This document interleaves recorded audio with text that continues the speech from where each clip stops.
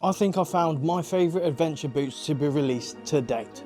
I have been waiting for the release of this about 6 months ago when it was first debuted and didn't realise that it was on the shop floor for the past couple of months. But here I am to redeem myself by going through my favourite boots for 2026, the Sidi Taurus GTX boots. How many times can I say boot? Everyone's a fan of the Sidi Adventure 2 boots and they flew off the shelves for its versatility, being a good boot for off-road but also comfortable enough to be an on-road boot as well. Now, with the Taurus GTX, it comes up in a different category of its own. It levels up the Sidi Adventure 2 with a nicer looking silhouette, in my own opinion. Some people might find this marmitey because of the big old barrel block that you have to protect your shins. Now, this is taking influence from one of the first boots they ever produced. With that, you do have some modern techie upgrades to this, with it being rated a 2 across the board. You also have the iconic nun dial on the side here that you find across the Sidi range. So I like to call them the clickers because which I find so satisfying. But does it hinder the chances of you to be able to sneakily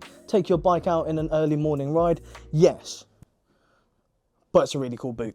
For the construction, as we've seen with a lot of Sidi's high-end boots, it does come with that microfiber as well as the TPU reinforcements in key points where you would need it the most. Now, with this brace in particular, it does limit the dorsiflexion and plantar flexion to protect you from making unwanted strains on your legs, ankles more specifically.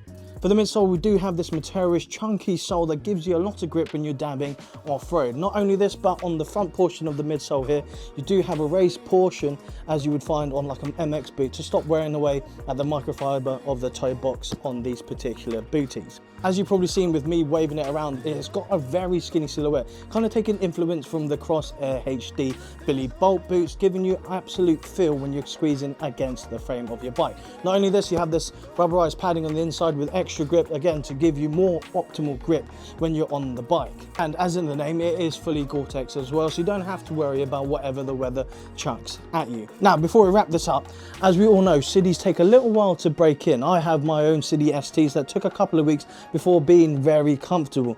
Whereas with these, as soon as you put them on your little feeties, the booties feel so good.